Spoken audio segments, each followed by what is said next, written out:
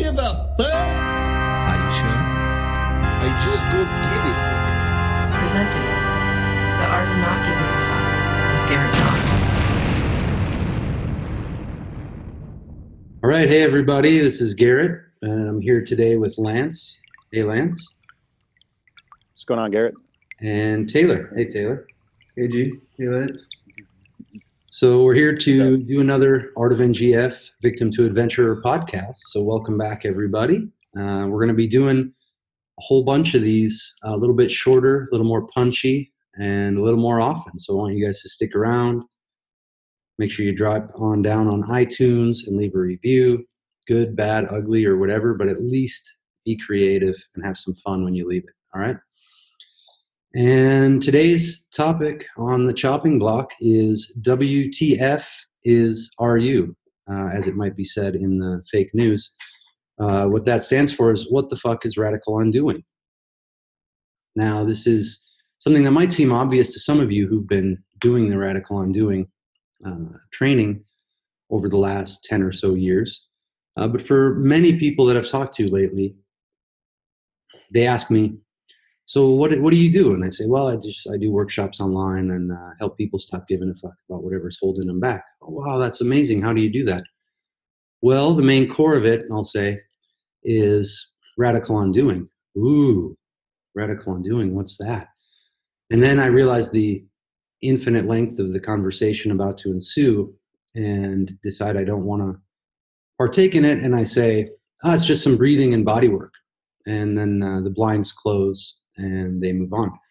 So I don't want to keep doing that, but I want to boil it down a little bit so we have something to say or something to send someone to that will help them understand. So if you're listening now, that's what you're about to get is, what the hell is this radical undoing thing, this breathing and body work, and how the hell does it work? And then finally, we'll talk at the end about how you can actually get started if that's something that's compelling to you. So you'll hear from all three of us today. Both Lance and Taylor have done extensive amounts of the radical undoing work, as have I. And for each of us, it manifests in very different ways. But now over time, with the benefit of hindsight, I think looking back, all three of us can concur on some specific points about how it works, why it works, and how it manifested for each of us. And so you hearing this might be able to get a deeper sense of what it's about and how it can work for you. So I'll start us off.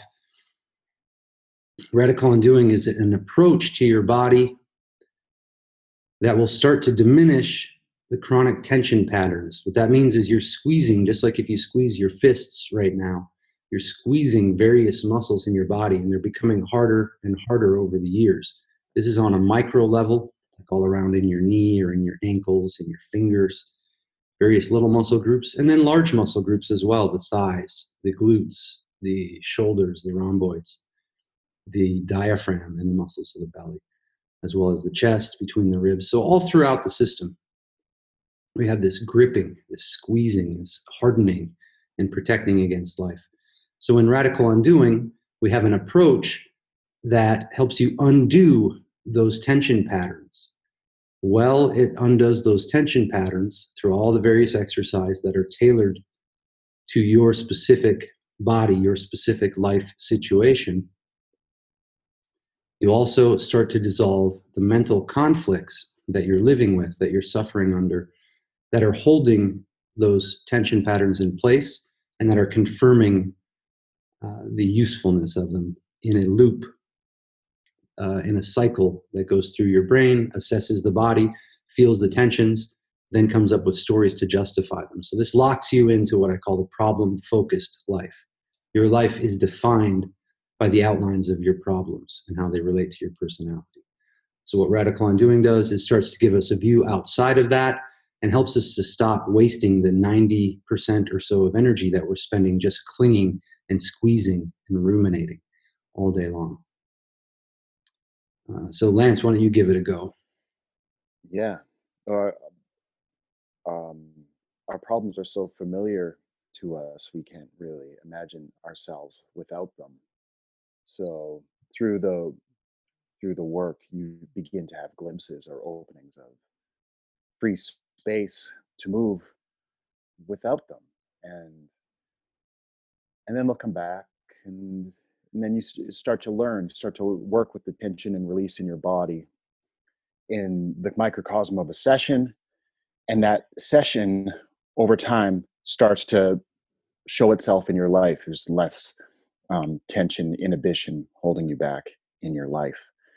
I think it'd be helpful to maybe demystify a concept of organic growth, and how when we grow old, you can grow old and you'll have lots of experiences and you'll have more information to draw on, and everyone grows old, but not everyone enacts organic growth within their nervous system to engage the natural processes that help us to rise above our path of least resistance and the traumas, quote unquote, that get held in the body that we identify with.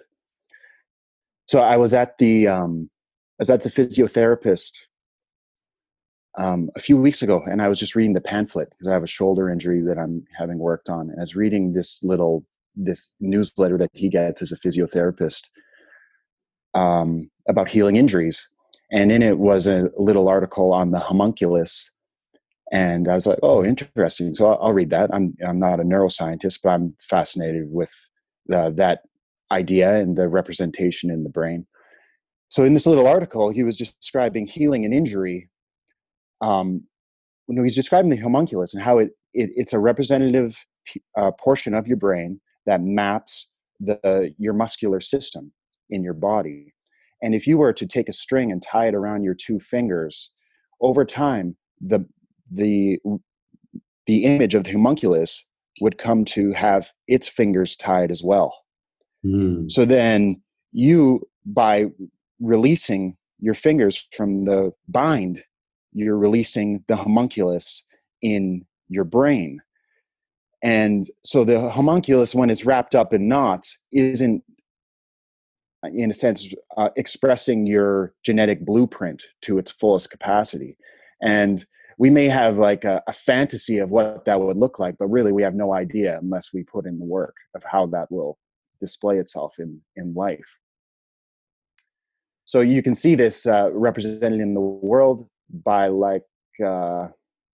say a tree that's been bound, or a plant that's been bound or wrapped.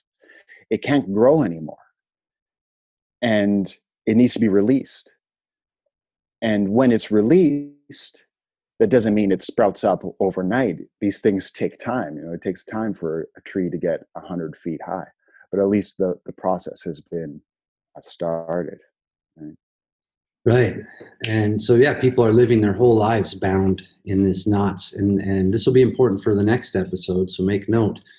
But they've been bound their whole lives in their own minds, essentially. And then the body, in order to follow out those orders, in order for the body to carry out the orders that it takes from your imagination, from your inner world, from the screen of your mind where you can play and be free anytime you want, wherever you are, your body essentially acts as a metaphor or a projection of that image of yourself in your imagination.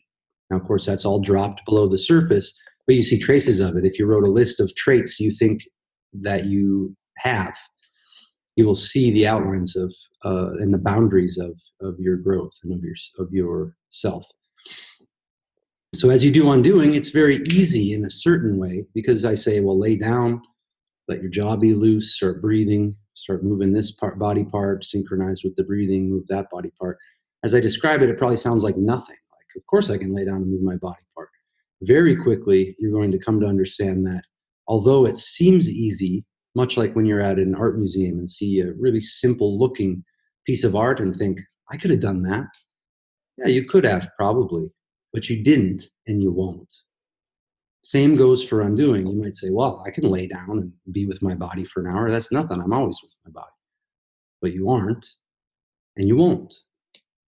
I've never met anyone who just said, well, yeah, so the other day I laid down and got into this really flowing body position and started doing some breathing for 10 minutes. And then I decided I would open my eyes wide on the inhale and close them on the exhale. So you've probably never done that, but it's going to sound innocuous. It's going to sound like it's nothing. But I assure you, once you experience it, you're working on the body angle, but your brain and your perspective and the lenses through which you view your world and define your life and what's possible for you are being changed, are being removed. Mm-hmm.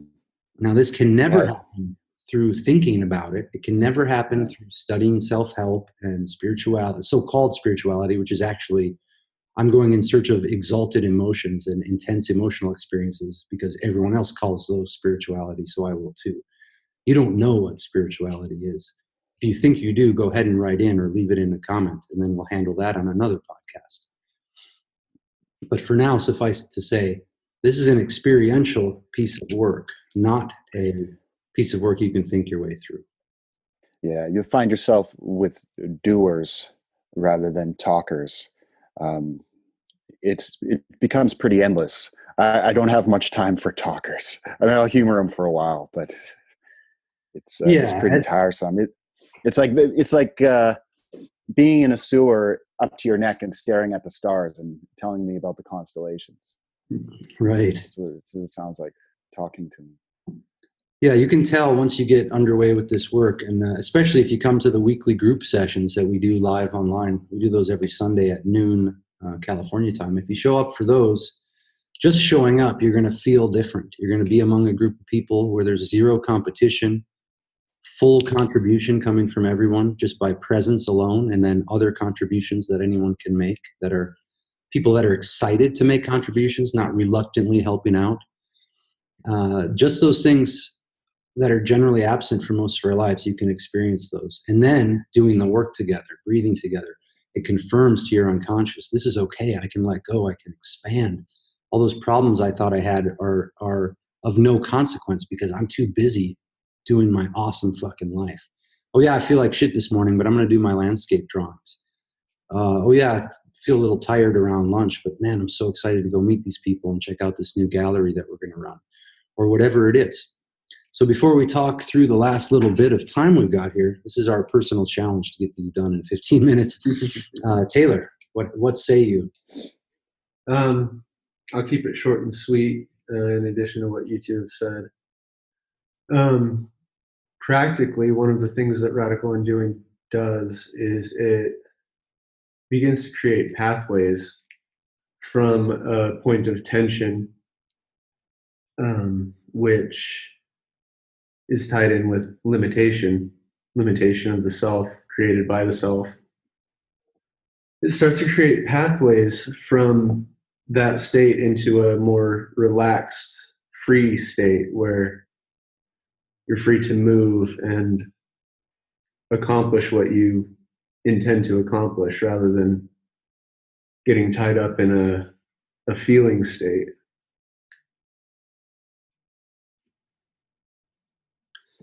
Yeah, and it works fast. The first session you have, you'll first of all get back in touch with your body, your deep sense of quiet confidence.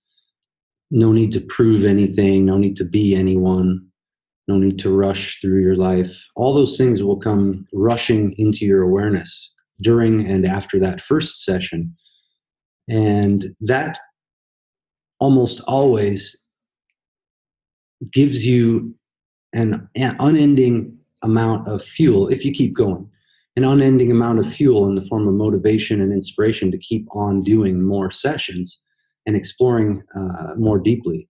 So the last thing I'll add is that it's not just, like I said, the eyes open and closed, the shoulders to the ears, the various exercises you can find on the YouTube, youtube.com/radical undoing. You'll find a lot of things you can get started with there. They're just warm-ups. But there's over 150 different exercises, and we work kind of systematically, mostly organically, through the body from the top down. So the face and the shoulders, and then the chest and the belly, all the way down. And one piece, and we'll touch on this a lot more in the next episode, but the last thing I'll say, when I say from the top down, you might think I'm talking about the face, but I'm actually talking about the imagination. The imagination is the path by which everything you experience arrives.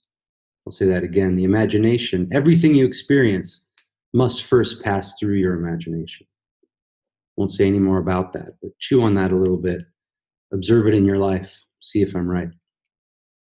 All right, guys. I think that's it for our first 15-minute sesh.